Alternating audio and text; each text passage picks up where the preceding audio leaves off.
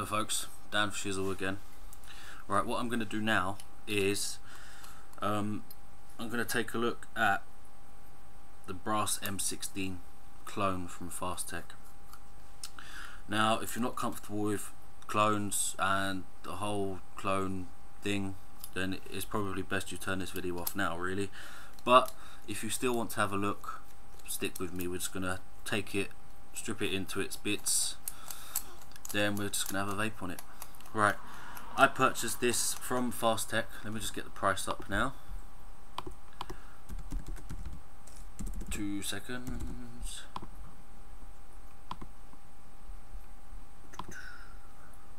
Right, I purchased this for $16.22, so about £11-ish. What are you getting for your £11? You are getting this. This is the brass M16 in question. It's quite weighty. It's quite well built, to be honest. So we will go down and we'll take a look at it in closely up HD fashion. See you in a second. Right, now let me just put this down so I can sort out the focus. Right, excuse me 1 second. Shush computer. Right there. Alright, so we will strip this down into its component parts. This is your top cap. It's a tube. This is your center telescoping tube.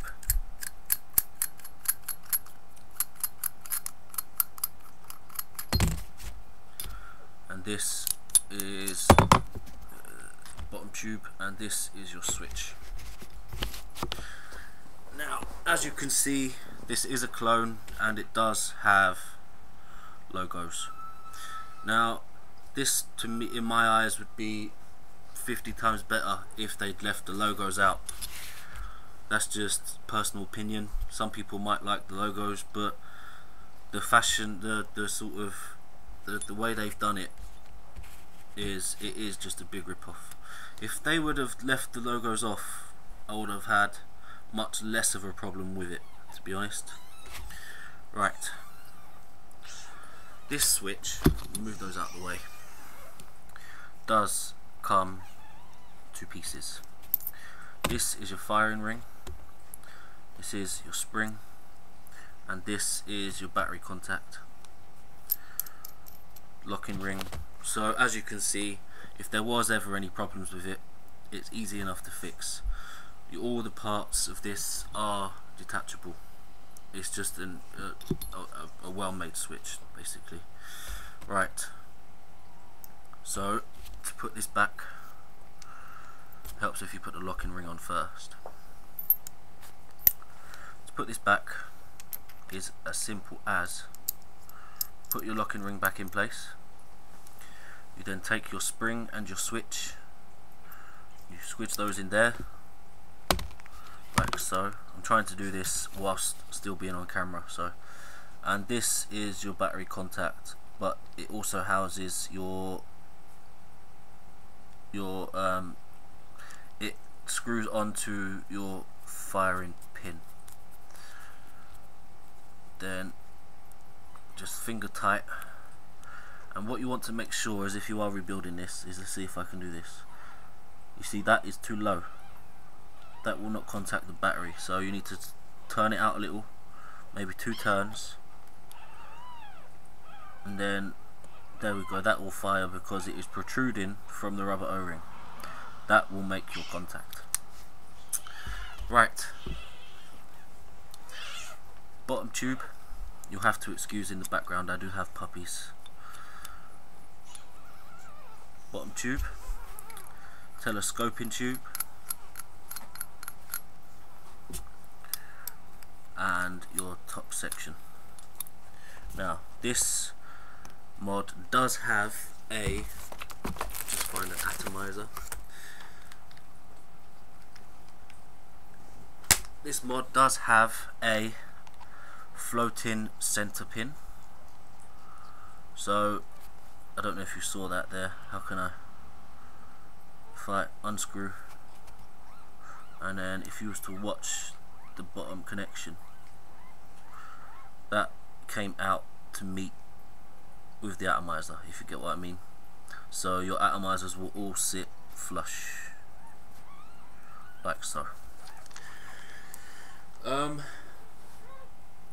All of these components have really good threading. I mean, I wasn't expecting all of the threading to be as smooth as it is. If you just listen, there is not, it's just smooth. It's a really well-rounded, really well-made mod. These do shine up rather lovely, but I've started to sort of like the look of the sort of like patina effect, and I want to see how far I can go with it, to be honest. I want to see what sort of colours it will go. So right, we're going to come back up, we're going to stick a battery and an atomizer in, and then we'll have a vape and we'll see how it performs. See you in a second.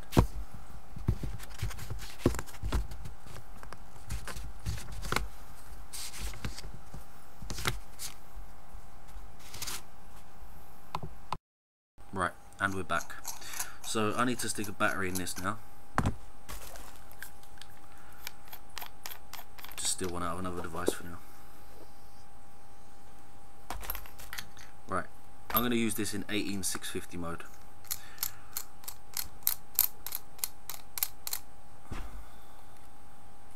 Now before you screw your top section all the way down, I highly advise you to put your preferred atomizer on first. This is due to the floating center pin. If you want it to sit flush, you're going to want to do it in that order. There we go. Now this switch, it fires every time. There's not really anything you can do to not make it fire.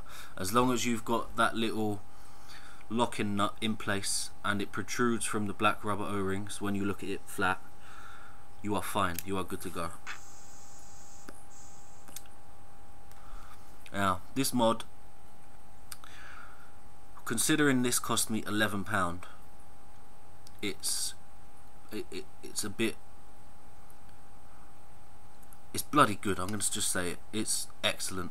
It is an excellent, well built mod. The 510 connection is solid. The threading on all of the tubing is really nice and smooth.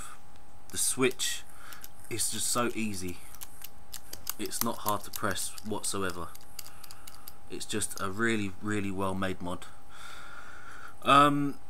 Logos, I don't know if you can pick out logos because of this patina that is on there at the moment, but it does have the Grand Vapor logos, and it does have a Grand Vapor serial number. Now that to me, it's just a shame. It's a shame because if they would have left that off, this mod would have stood on its own and it would still be a clone, but it wouldn't be such a rip-off. So what I am planning to do is, I'm hoping that leaving this to patina up, it's going to cover those. But if it doesn't, I'm going to sand it back and get rid of it all, because I like this mod a lot, and I just don't want it tarred with the rip-off. I don't mind clones. Devices inspired by other devices is good. We would be nowhere in vaping if that did not happen. But the logos just take the piss a little. Right, let's see how it performs.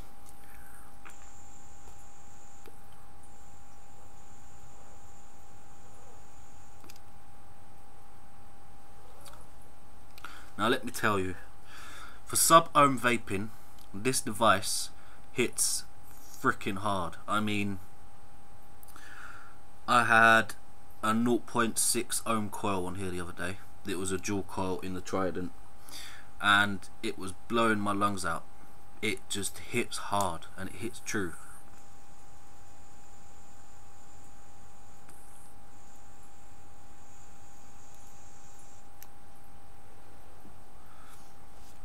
It's just a really, I mean, this is not a fully charged battery, and this is a 2 ohm coil, and even then it still hits hard. Its voltage drop is something, I don't have a voltmeter here, it's something that is in the works. I'm gonna get one soon, but voltage drop on this, for me, it just seems like it's not there.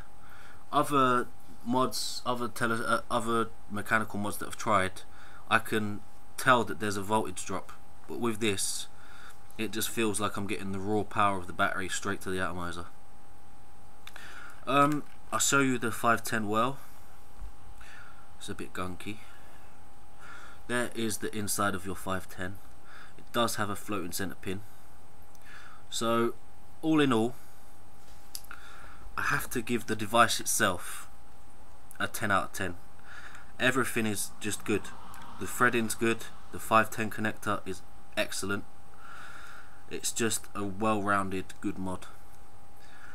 Now the stuff on the mod is just a piss take, and I think they should be rubbed off. Personally, I'm gonna rub these off if the patina doesn't cover it. Yeah, but other than that, if you are thinking of getting one of these, I can recommend it. I can. It is a really it's just a good mod.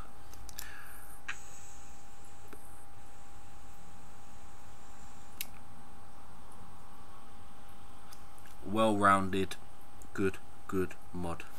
Right, I've been Dan for Shizzle. I'll see you in the next one.